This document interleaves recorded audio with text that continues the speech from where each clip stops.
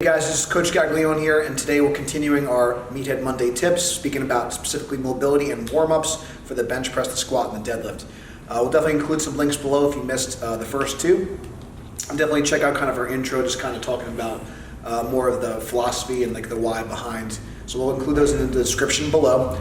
A lot of the stuff that we're going to talk about today for warming up for the deadlift, I'm going to also kind of break down if you're a sumo deadlifter versus a conventional deadlifter, some of the differences. But a lot of the stuff, if you're a sumo deadlifter, a lot of the stuff's going to be very similar to the squat, just because some of the demands are more similar in nature. And if you're a conventional deadlifter, you're not going to necessarily need to worry so much about the external rotation and hip rotation demands, just because you have that closer stance. You might want to spend a little bit more time on just kind of dialing your hinge and stuff like that. So we'll kind of go through some of the similarities and differences for that, depending on your stance. Your warm-ups could change as well. So one thing I forgot to mention, which is like a really obvious one, is kind of just wearing something a little bit kind of thicker, like a skull cap. It doesn't have to be the classic Chuck V flame beanie, but just anything that's going to make you warm, so like a skull cap, a jacket, fleece, sweatshirt. Really basic, kind of obvious thing, but figured worth mentioning. Just you want to get your core temperature warm. So it's something we kind of missed in the beginning. Sometimes the more obvious things we kind of tend to forget. So when you're warming up, obviously put some layers of clothing on. Obviously if you're in a hot area or if it's the summertime, you may not need to do this, but cranking up the heat a little bit. Putting some extra layers on and kind of taking them off. But breaking a sweat and getting the muscle, some blood flow into the muscles and getting your body warm is going to be a really important kind of thing to consider. So the first thing that we're going to do, just like with all our others, is we're going to kind of do some mental preparation. We're going to do some 90-90 breathing. We're also going to do some kind of visualization and kind of some deep breathing. With that, just kind of get things rolling. So I'm just going to kind of do that over here. I'm just going to put my legs up on these blocks here. You can do this on the bench.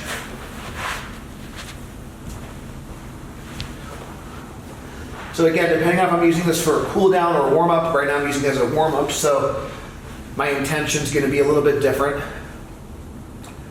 So as I'm going through my breaths, I'm kind of practicing my diaphragmatic breathing. I'm going to practice my brace. I'm also going to start to visualize my goals for the day, how I'm going to set up, how that's going to look, where I'm going to put my feet, where I'm going to grab the bar, start to think about how that's going to feel, and get myself mentally prepared for the workout today.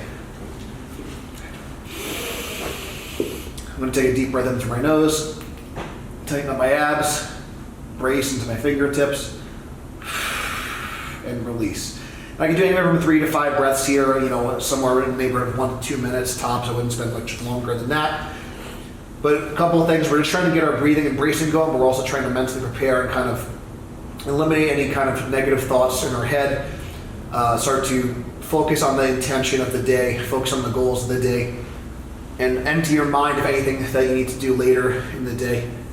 So that way we're also not physically prepared, but mentally prepared as well. I'm going to take a full inhale, brace, and a full exhale. Let the belly drop. And do one more.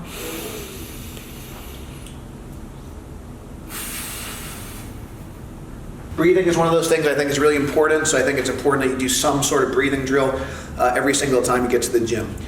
Even if it's just a couple, like 3 to 5 breaths, I think it's one of the things that we often overlook, and it's one of the things, especially a lot of lifters kind of deal with lower back issues, and it all starts with kind of what's going on in our diaphragm and in our trunk. So I believe that you should do some sort of breathing, even every single day.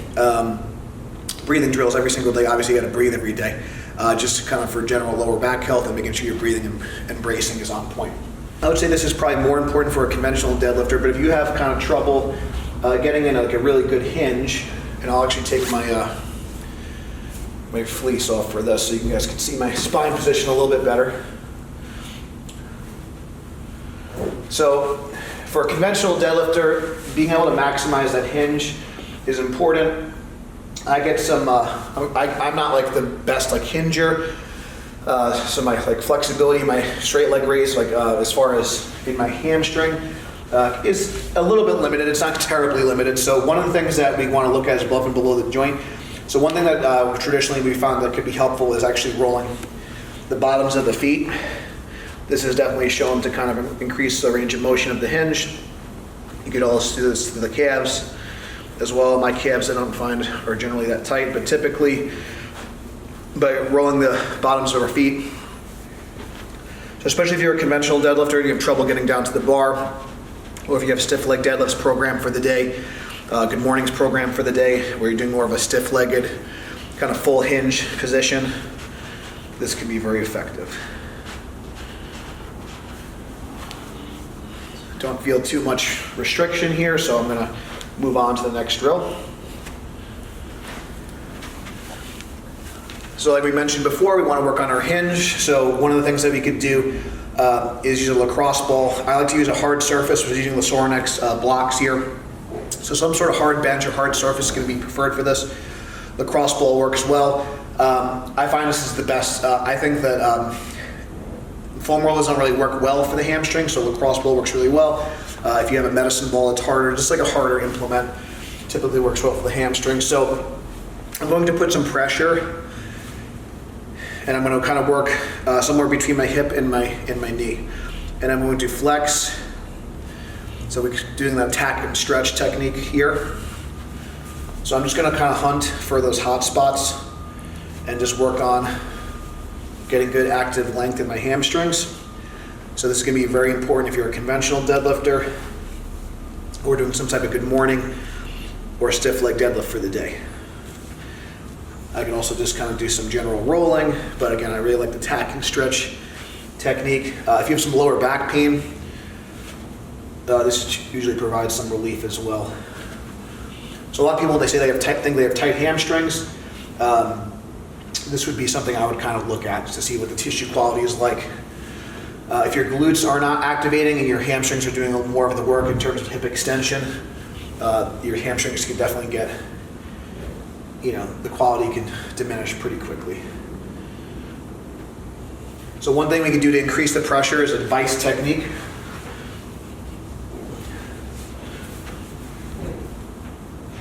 So I'm using a pain pill here. You could use any implementa. You could use a weight or a kettlebell. So it's just going to add some pressure as I'm doing the tack and stretch drill.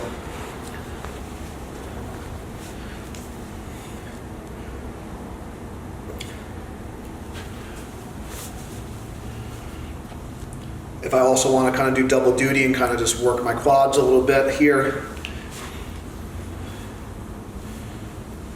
so I feel a little bit of a hot spot, so I'm going to work this out a little bit. I can go side to side, I can kind of roll forward and back. You can use a sleeve of a barbell, can work well for this as well, if you don't have access to a pain pill or a boomstick.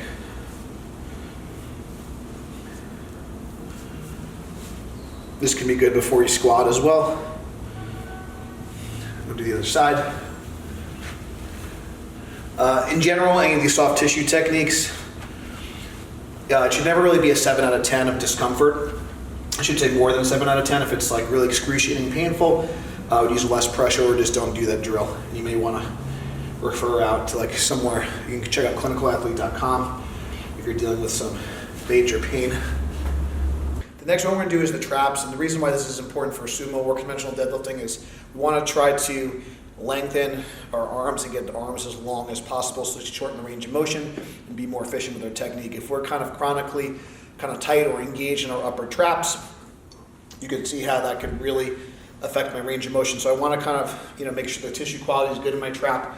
I like to use a power rack for this. You could also do this on the wall or against the wall, but power rack, a pole is going to be really effective because you can get your head through here. So I like to kind of put pressure into the ball, breathe into it, and then relax. So I'm going to just apply pressure forward and back, and also I can turn my head to stretch, tack and stretch. This tends to be a very tight area for most people since we're texting, we're driving, we got typically bad posture, slouch posture throughout the day. This can also help if you have some neck discomfort. And I can also roll up and down and put pressure forward and back. So I'm gonna do the other side.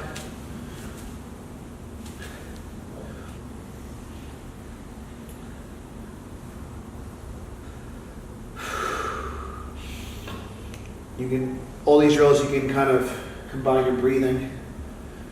If you don't have access to like some sort of pole, we can always go against the wall.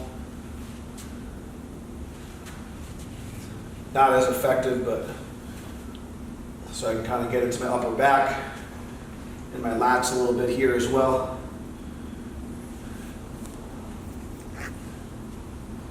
Rear delt area. Go to the other side. Okay, so getting our hip flexors more mobile and hips in general. When we're talking about deadlift lockout, we need a lot of hip extension. If our quads or hip flexors are kind of chronically tight, so there's a couple different ways we can do this. Obviously, if I wanted to stretch my quads, kind of coming here can be effective. If you don't have any type of benches or anything like that, I can drive my hips up as well. One thing I like to do is use one leg at a time. We did this for bench as well. So again, if we're talking about if we're restricted at the lockout, we want to kind of again stretch those hip flexors. So specifically with this drill, I want to kind of keep my rib cage and pelvis stacked. I want to try to squeeze my glute and drive my hip forward, because that's going to be the position of deadlift lockout. So this is really more common, especially with bigger guys that struggle with the lockout in the conventional deadlift. I don't think it's as important for sumo, because typically the sumo lockout is a little bit easier. But it can be effective. So I'm squeezing my glutes, driving my hips forward, getting good hip extension, trying to stack my rib cage and my pelvis. And I can also add a band, and I can continue to do that either on the floor or elevated. So this is just another variation. And I can put some pressure on the band as well.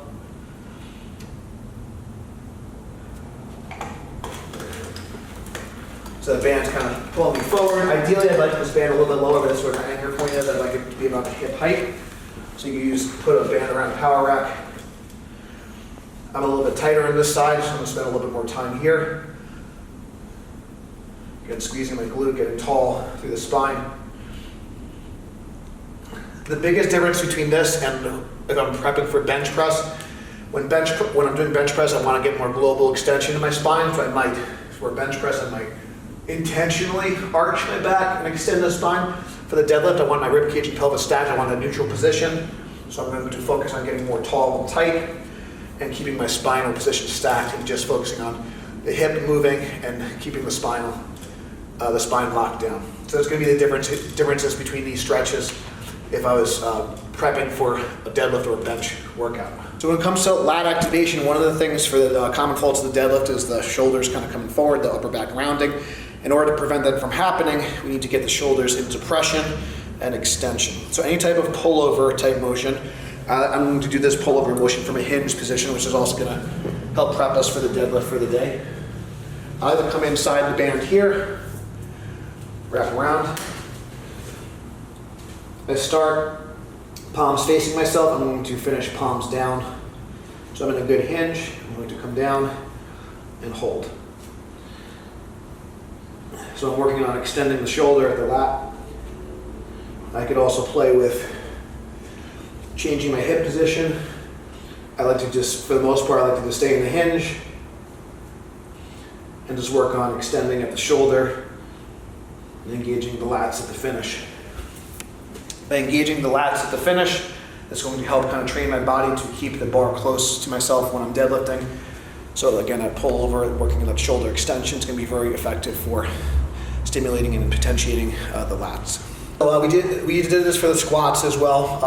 This is more specific to the sumo deadlifter. I'll show the difference. So if you're a conventional deadlifter, I can kind of do these with a closed stance. It's just a good way to just kind of warm up my quads and my knees here. I could also work on just hinging with the TRX. This would be a good drill just to practice my hinge. And what's good about this is it's blocking me to help keep pressure with my lats and keep my upper back extended. So that'd be a good drill for conventional deadlifting. So I can warm up my quads and warm up my hinge pattern, stretch my hamstrings. If you don't have TRX straps, you can use like a barbell and a rack for balance. For the sumo deadlifter, wide stance, we're gonna do some Cossack squats like a side lunge. Stretch the groin. So it's prepping the groin. And I'm just gonna do some pulses here to work on my starting position. If you don't have anything to hold on to, one other thing you can do to prep your groin is just a drill like this where I keep my ankle and my knee in alignment, hips like headlights facing forward, and I can kind of just prep this way, one leg at a time. That's another variation if you don't have anything to hold on to.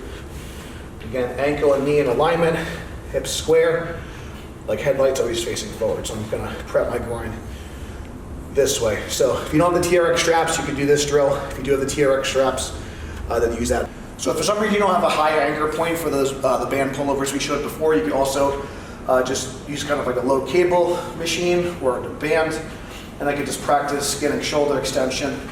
So this is kind of mimicking the bands, kind of pulling the barbell away from my body, and I'm just practicing kind of keeping my lats down and in.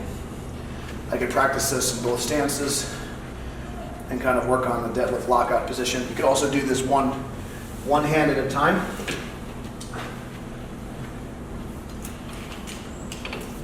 As well. So if you have side-to-side indifferences, or you have trouble helicoptering, you might want to do these. So all I'm doing is just holding my lats down and in shoulder extension, and just holding for time. I like to think about pinching a piece of paper in between my armpits, and again, anti-shrug, shrug down, and then pull in and squeeze as hard as you can. It's a great way to activate the lats before you deadlift. I mentioned during the squat series that the Shin Box get up is my favorite kind of drill. For a sumo deadlifter, I think this is key, but it's not gonna hurt for a conventional deadlifter either, because we're also working hip extension. Again, if I wanted to just go level 1, I might just stretch here for a little bit. Level 2, I could use my hands for balance, and then level 3, no hands. Extend, sit, extend. I want to make sure I'm not crashing down. Working internal and external rotation at the hip. I'll also show one more variation. So again, level 1, level 2, level 3.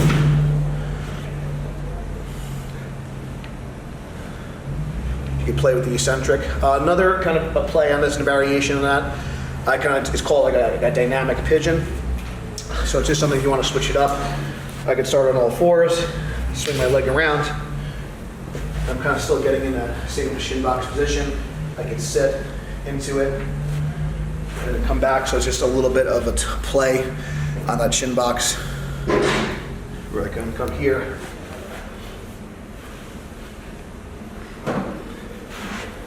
And I can switch sides. So it's kind of a dynamic high pigeon pose. So just working a little bit more rotational component. And if I want to just hang out here and stretch a little bit, I can.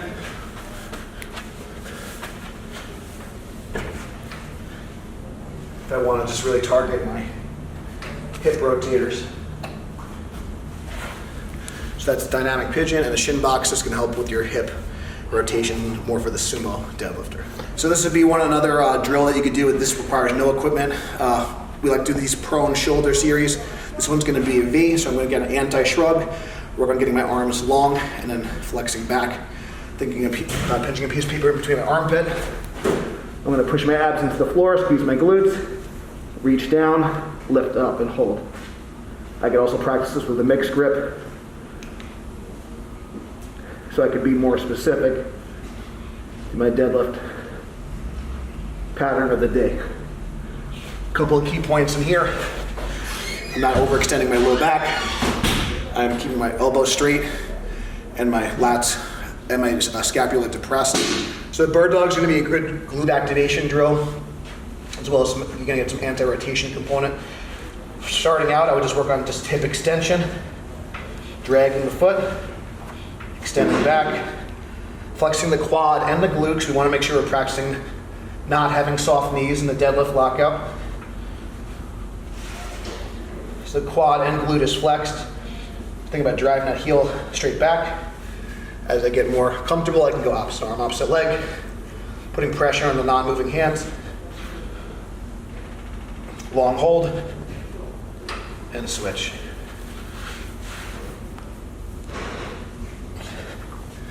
All these drills we want to do like 3 to 5 reps, and you can do like anywhere from like a 5 to 10 second hold on these isometrics as well. All right, so we're gonna work on some hip extension now. I like to do this with a hip circle as well, especially if you're a sumo deadlifter, so you get the external rotation, abduction component. So I can go a little bit wider, squeeze my glutes, and hold. If I wanted to as well, I could also do these with a straight leg if I want to work more of a conventional pattern. So I can go against a wall or on some sort of a bench and just work on that position from a close stance as well. When it comes to deadlifting, we want to try to learn to move at our hips and not our spine. So leg lowering is going to be a great drill for that. The leg lower is to the deadlift as the dead bug is to the squat. So it's going to be the same idea where we're kind of moving the hip, engaging the core, but this time we're going to go from a straight leg position instead of a bent leg position. So instead of being in a supine squat position, we're going to be in a supine hinge. So like a straight leg deadlift or good morning type pattern. The first drill I would just do is just what we call an active straight leg raise. We're gonna flex the quad, try to keep the knee as straight as possible. So the first part is the active straight leg raise. Ideally we want somewhere between 70 to 90 degrees if we're going to prep for a conventional deadlift from the floor. If you're not able to get that, it's something you definitely want to work on. So it's also a good assessment tool as well. The next level up is a leg lower using a band for support. You can also put your feet up against the wall to block yourself as well. I'm going to engage my lats, set my abs. I want to keep this knee as straight as possible. I'm not perfect. Abs engaged. I'm trying to not move this non-working leg. Hold for a second. Back in. One more. So lats and core is engaged, just moving at the hip. Not the spine. Go other side. So I kind of cheated that last one a little bit.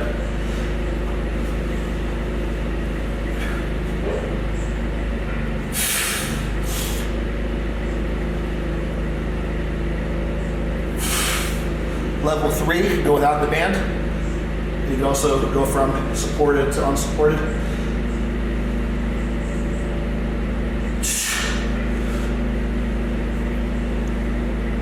And I can go opposites.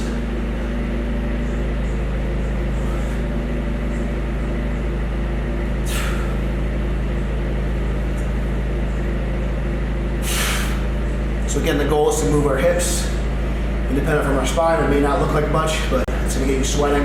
It's going to get your core firing. Great drill. If you have trouble stabilizing your spine in the deadlift, that's my top drill for that. You use a band, use a towel, or put your foot up against the wall. Okay, so there's a couple different ways we could use RMT with the deadlift.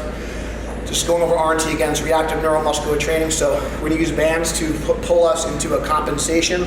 So pulling us out of shoulder extension, pulling us into knee valgus. So these are going to be good drills to teach your deadlift pattern.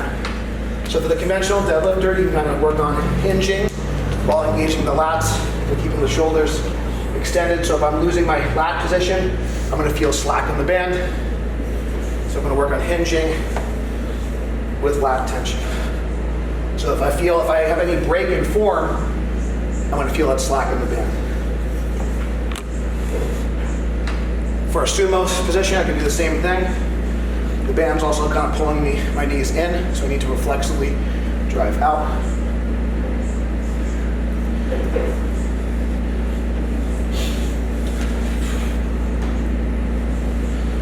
Again, if I lose position, I'm going to feel it right away.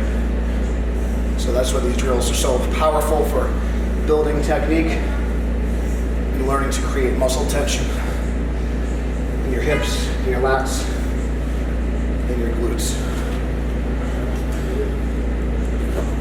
So that's the RNT for the deadlift. So that concludes our warm-up series. You now have 3 sample warm-ups in your arsenal. These are the drills I designed specifically for our team and for myself. You can mix and match. You don't have to do these exactly, but I would pick anywhere from like 3 to 5 movements, and the warm-up should take you anywhere from 7 to 15 minutes. If the warm-up becomes your workout, that's overkill. So just make sure you do what you gotta do to be prepared, and you don't need to do much more than that. Make sure you're spending time warming up the ankles, the hips, the T-spine, activating your trunk, your core muscles, your breathing and bracing muscles, your upper back and lats, and your hips and kind of glute area. So work on those 6 key things and do some exercises to work on your technique and make sure you're refining your movements as well. So practice the actual skill of those lifts. Okay, that's going to be really good advice for doing the warm-up. If you guys try these warm-ups, we'd love to hear some feedback. Shoot us a DM on it or tag us on Instagram with us doing these warm-ups. We'd love to hear your feedback. These are some things that have really helped me, especially during a weight loss journey, where I've kind of not had as much cushion, been in a calorie deficit, so I'm having to pay a lot more attention to recovery. So we'd love to hear your feedback. If you enjoy the content, please subscribe. Check out the links below if you want to support the program. Thank you guys so much for watching. And until next time, stay strong. We'll see you soon.